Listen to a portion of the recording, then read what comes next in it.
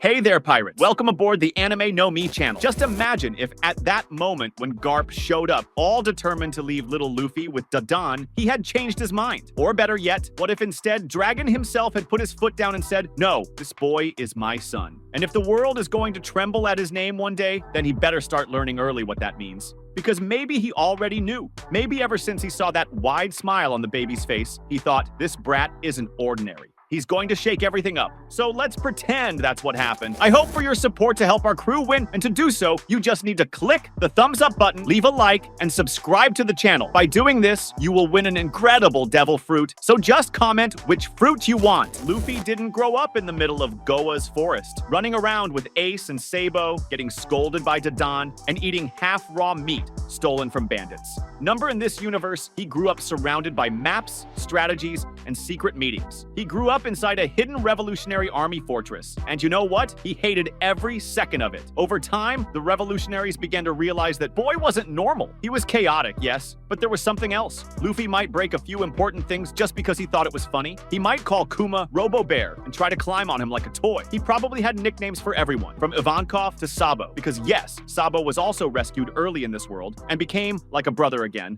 only earlier. The two of them together, worse than two missiles of ideas. But Dragon didn't let things slide. He taught everything he could. More than that, he let the boy see people's pain, see how the world government manipulated the newspapers, see the slaves of Mary Joas. He might have even taken Luffy on a small mission just so he could understand. The problem is, Luffy isn't someone who understands pain through logic. He understands it through feeling. So every time he saw an injustice, he wanted to punch someone, not plan, not build a spy network. He wanted to fix it with a fist, and that frustrated Dragon. At 7 years old, Luffy was already saying he was going to be the Pirate King, and Dragon got mad, said it was childish, said pirates don't change the world, that pirates are just pawns in the game. But Luffy just laughed and said, I don't care, I will be. And maybe at that moment, Dragon remembered someone, Roger, because maybe he'd seen Roger up close once, and now that same light was there. But now, it was in his own son, and he couldn't extinguish it, even if he wanted to. At 10, Luffy runs away again, but this time, he goes far. He ends up on an island full of Marines, alone, with a small pot of meat tied to his back and the straw hat Dragon had given him, saying it once belonged to a man who laughed until the end. He just wanted adventure, and in that adventure, he ends up captured. But not for long, because the one who comes to rescue him is Sabo. In this universe, the two of them grow up as revolutionary brothers, but with one detail. Luffy never forgot he wanted to be a pirate. And Sabo, well, Sabo is Sabo. He says he wants to help the world, but he helps Luffy too. And because of that, they get into missions no one approved. One time, they ended up on a Tenryubito ship just to free the slaves. Luffy nearly got badly beaten. But when they grabbed him, for the first time, Haki slipped out, a shine in his eyes, a pressure in the air, and the guards passed out. All of them. Dragon saw it and said nothing, just looked. Because maybe he already knew his son carried something even he couldn't understand. Something beyond any revolution. When Luffy turned 14, the world already knew his name. Not as a pirate, but as a kid terrorist. Someone who showed up out of nowhere, messed everything up, and disappeared laughing. But Luffy wanted more. He wanted a ship. He wanted to set sail. He wanted the open sea. And then one day he told his father, you want to change the world your way, but I'll change it my way. And he left with Ivankov's blessing, Sabo's pat on the back, and Dragon's expressionless face.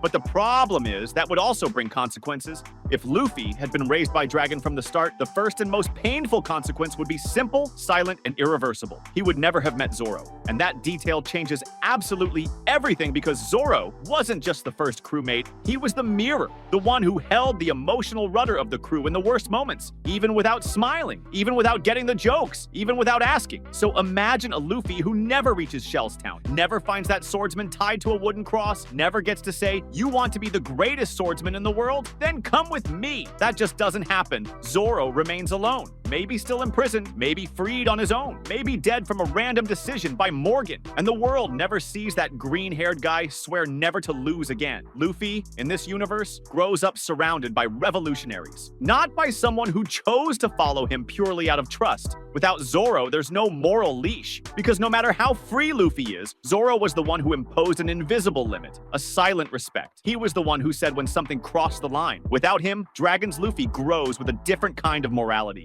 More radical, closer to Sabo's, less pirate, more avenger.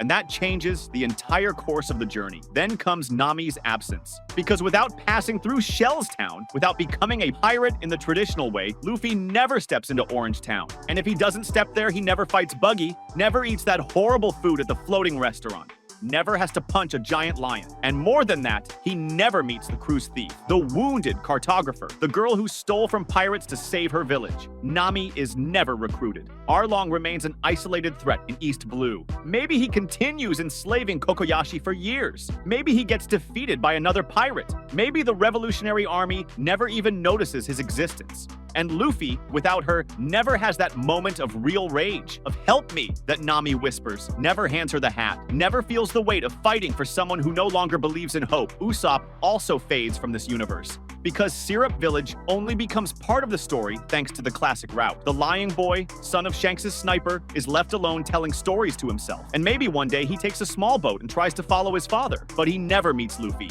never hears that he's brave, never becomes Sniper King, never gets the chance to, through tears, say, I'm weak, but I'll fight anyway. And without Usopp, without his aim, without his soft heart, the crew that might have been born would never have that human element, that connection to fear and the desire to overcome it. Sanji? Forget it! The Baratie would never cross the path of a revolutionary. Maybe the Luffy raised by Dragon wouldn't even care about a restaurant in the middle of the sea. And even if he passed by without the same hungry heart, maybe he wouldn't bond with that cigarette-smoking cook, without Nami to convince him, without Zoro nearly dying, without Don Krieg to bring chaos. Maybe Luffy would never see Sanji kneel before Zeph, crying, saying he wanted to repay his debt. And Sanji, stuck at the Baratie, would never discover the path to the All Blue. He'd stay there, cooking for bad pirates, dreaming small, living in the almost. And Chopper? Drum Island would be just another page in the Revolutionary Army's records.